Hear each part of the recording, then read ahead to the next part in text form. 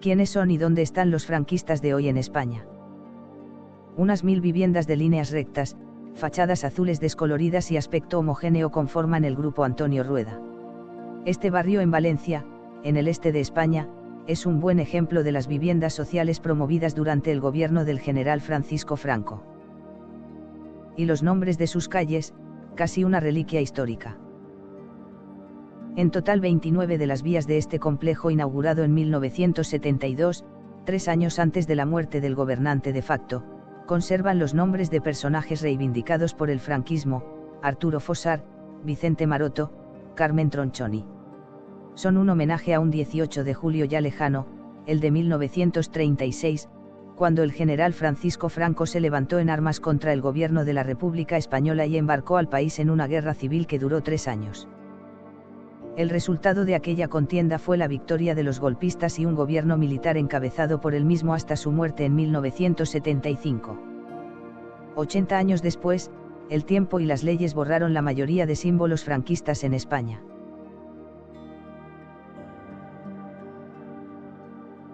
A pesar del paso del tiempo, todavía se puede visitar la tumba de Franco en el Valle de los Caídos, cerca de Madrid.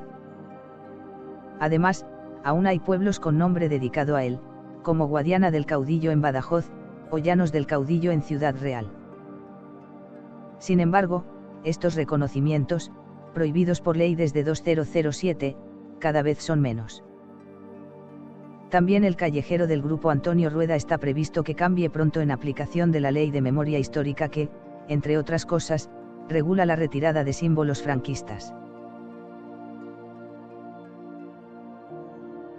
Pero, más allá de esos escasos restos visibles, ¿qué queda del franquismo en la España actual?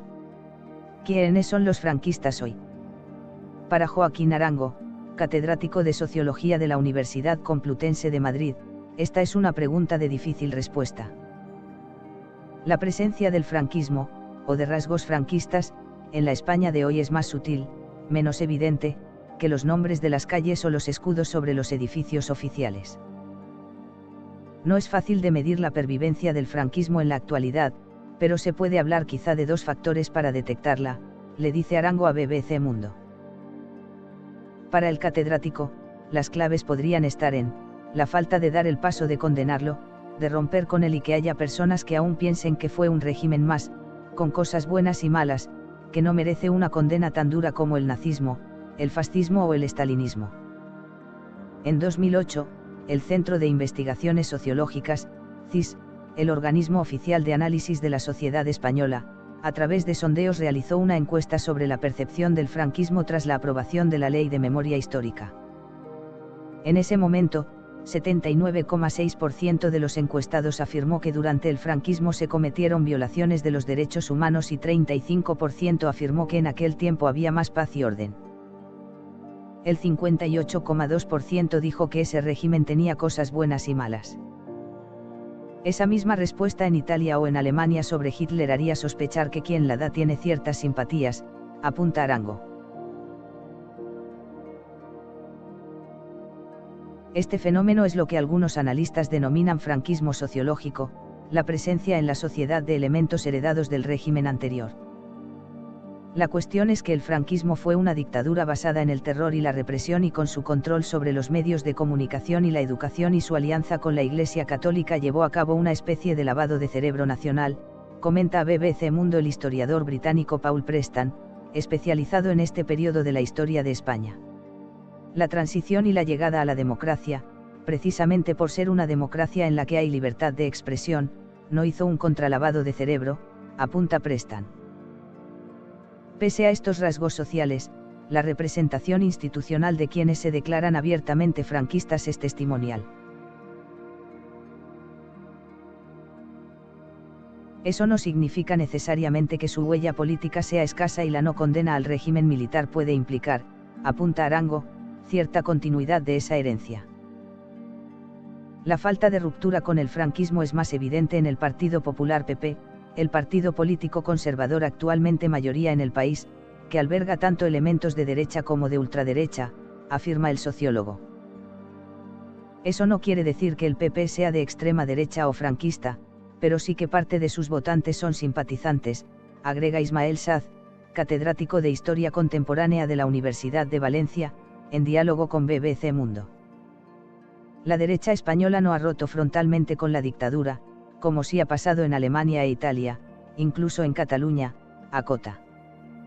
Incluso los pocos que se declaran abiertamente franquistas y no dudan en atribuir al militar gran parte de los elementos positivos de la España actual, como la sanidad pública o el peso social de la clase media, reconocen que su herencia en el terreno político se diluyó tras su muerte.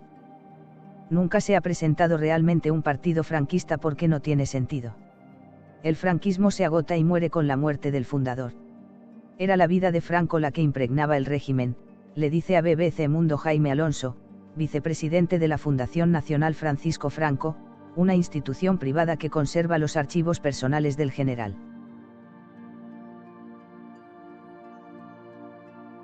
La pista del franquismo también se puede buscar en las relaciones entre el Estado español y la Iglesia Católica, reguladas aún por unos acuerdos con forma de tratados internacionales firmados en 1979, pocos días después de la entrada en vigor de la nueva Constitución democrática, en un momento en que la influencia franquista estaba muy presente.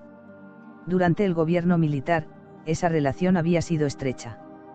Franco, así lo proclamaban las monedas acuñadas durante su mandato, era denominado caudillo de España por la gracia de Dios y creía que su país era la reserva espiritual de Occidente. Institucionalmente queda esa herencia, derivada tanto de la intensa relación del franquismo con la Iglesia como del conservadurismo social. Pero España ha vivido un proceso de laicidad rápida y profunda en los últimos 40 años. Es una sociedad en la que la religión pesa poco, apunta el profesor Arango. Quizá uno de los aspectos en los que la influencia del régimen es más evidente en la actualidad es en la búsqueda e identificación de los desaparecidos, víctimas de la guerra civil y de la represión franquista. Fuentes oficiales estiman que entre el inicio de la guerra y el final del gobierno militar hubo más de 114.000 desapariciones forzadas en España. Sin embargo, en el país europeo no existe una entidad encargada de la búsqueda de esas personas ni una base de datos central sobre esta cuestión. A nivel gubernamental no se hace nada bajo el pretexto de que es demasiado caro. Evidentemente, es caro, pero se ha hecho muy poco. Se usa la excusa de no remover las cenizas, señala el historiador Paul Preston. De vuelta al grupo de viviendas Antonio Rueda, preguntamos a varios vecinos si conocen la historia de los nombres de las calles en las que viven. ¿Son franquistas? No.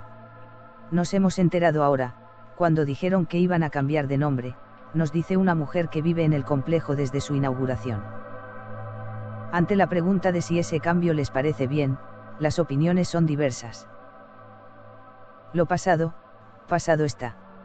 Hay cosas más importantes en las que pensar, nos dice con tono indiferente un hombre de unos 70 años que toma el fresco en un banco de concreto.